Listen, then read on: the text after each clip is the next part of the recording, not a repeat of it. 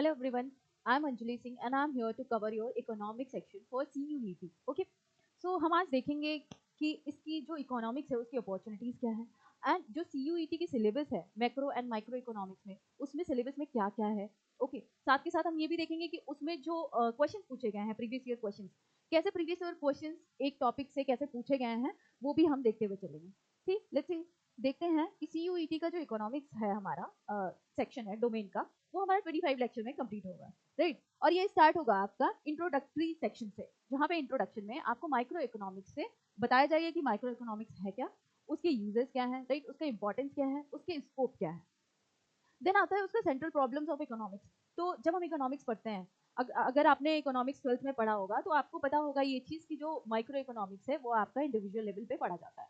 तो micro economics में हम ये पता करने की कोशिश करते हैं कि जो इंडिविजुअल लेवल पे जो डिमांड सप्लाई वेरिएशंस उसमें हो रहे हैं उसमें डिफरेंस क्या है, इंटरडिपेंडेंस है, डिपेंडेंस है नहीं, ये कब पता चलेगा?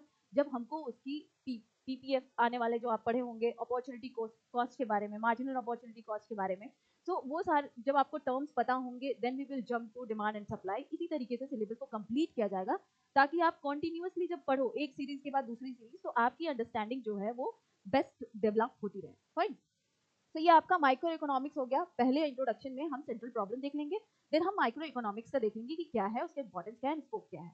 Then consumer behaviour and demand में अगर हम आए तो देखेंगे उसका यूटिलिटी एनालिसिस क्या है, कि किसी कंज्यूमर का बिहेवियर क्या जा रहा है, कितना डिमांड वो करे, किस प्रोडक्ट का कितना डिमांड है। अगर 2 प्रोडक्ट हैं तो उसमें आपके इसमें प्रोडक्ट में ये भी आ गए, इंफीरियर गुड्स आ गए, कॉम्प्लीमेंट्री गुड्स आ गए, इनके बारे में भी आपको पढ़ने को मिलेगा। देन हम उसमें तो हम पीपीएफ कब पढ़े थे, अपॉर्चुनिटी कॉस्ट पढ़ रहे थे। Then we will jump to कि डिमांड क्या है, उसके कर्व्स को देखेंगे। तो अगर हम ऑन एन एवरेज बात करें तो हम ग्राफ्स एंड कर्व्स इकोनॉमिक्स में पढ़ते हैं। तो जब हम माइक्रो इकोनॉमिक्स में ग्राफ्स एंड कर्व्स पढ़ते हैं, इट डजंट मीन कि ग्राफ आपके एग्जाम में आ रहा है।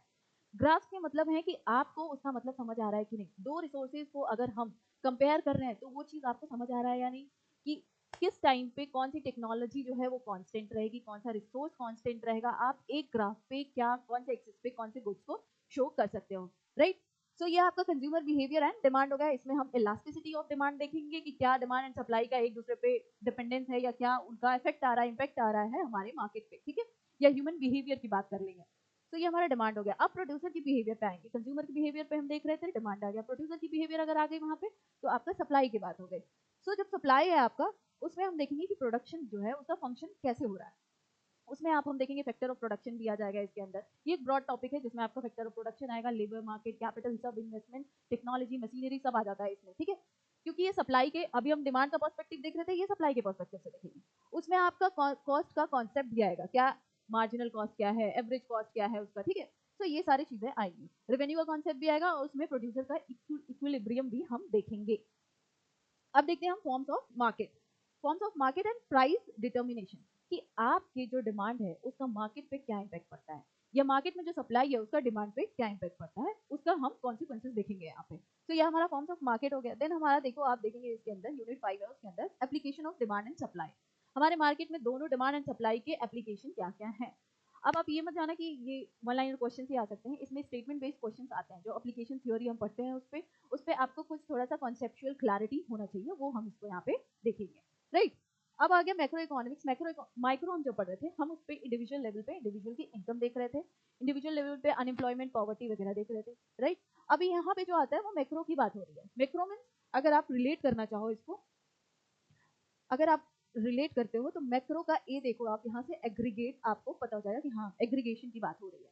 वहां पे माइक्रो में आपकी इंडिविजुअल लेवल की बात हो रही थी, यहाँ पे ओवरऑल पूरे नेशनल लेवल की बात हो रही है, मतलब नेशनल इनकम की बात हो रही है, नेशनल लेवल पे अनएम्प्लॉयमेंट क्या है उसकी बात हो रही है, पॉवर्टी क्या है उसकी बात हो रही है। तो मैक्रो में क्या होता है, हम एग्रीगेट की बात करते हैं।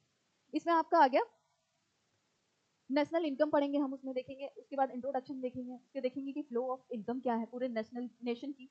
देन नेशनल इनकम में आपका आ जाता है जीडीपी, आ जाता है जीएनपी, आ जाता है NDP, NNP and disposable income. इनका इम्पैक्ट भी देखा जाता है, राइट। ये प्राइवेट इनकम भी देखते हैं, पर्सनल इनकम, ये क्या होता है, इनके डेफिनेशन हम देखते हैं। और इकोनॉमिक्स आप पढ़ रहे होंगे सो आपको पता होगा कि उसके अंदर हम क्या करते हैं, देखते हैं कि जीएनपी कैसे कैलकुलेट करते हैं, जीडीपी कैसे कैलकुलेट करते हैं, वो भी हमें पता होना चाहिए।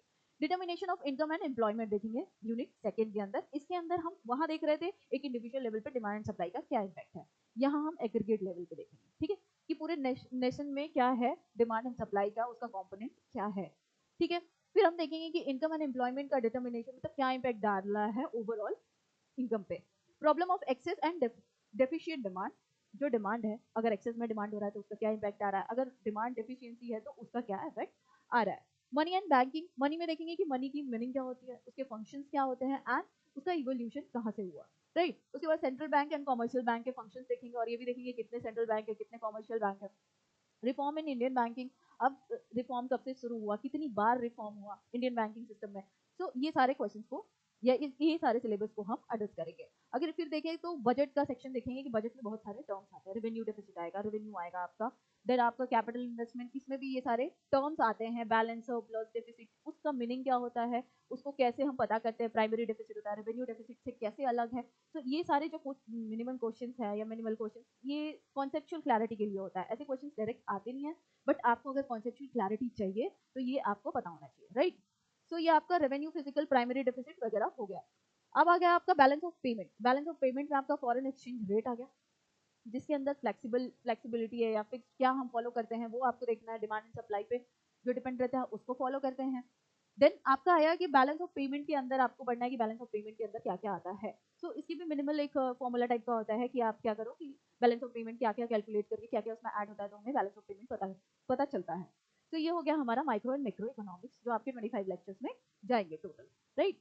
और ये 25 लेक्चर जो है आप हमारे यूट्यूब चैनल से देख सकते हो, फिर हमारा आपको डिस्क्रिप्शन बॉक्स में इंस्टाग्राम का भी लिंक मिल जाएगा, टेलीग्राम का भी मिल जाएगा, जहाँ पे आपको टेलीग्राम पे हमारे जितने भी लेक्चर जाएंगे उसका आपको पीडीएफ प्रोवाइड कराया जाएगा, राइट। अब हम देख लेते हैं, हम पढ़ तो रहे हैं इकोनॉमिक्स, बट इसकी अपॉर्चुनिटीज क्या क्या है। इसकी अपॉर्चुनिटीज अगर आप देखो तो प्राइवेट सेक्टर में आप बिजनेस एनालिसिस के लिए भी जा सकते हो, फाइनेंशियल एनालिसिस के लिए भी जा सकते हो प्राइवेट सेक्टर में, राइट। अगर पब्लिक सेक्टर की हम बात करें तो आप रिसर्च फील्ड में जा सकते हो, आरबीआई के थ्रू वो क्या करता है आपका एग्जामिनेशन कंडक्ट कराता है। देन आप अगर देखो तो इंडियन इकोनॉमिक सर्विस भी जा सकते हो, उसके थ्रू भी जा सकते हो। तो जो इकोनॉमिक्स है ना, ये इसकी जो एप्लीकेबिलिटी है या फिर आप देख लो कि इसका जो स्कोप है वो वेरिएशन है, इसके स्कोप में बहुत सारे बहुत सारे फील्ड आपको मिल जाएंगे, ओके।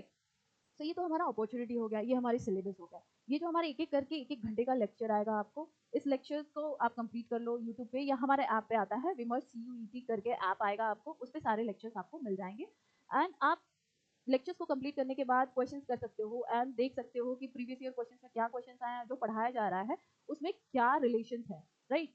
सो आप ऐसे ही प्रिपरेशन करते रहो एंड जो विमर्श CUET है आपको पूरा हेल्प करेगा आपकी जितने भी मटेरियल्स है प्रोवाइड कराने में, राइट।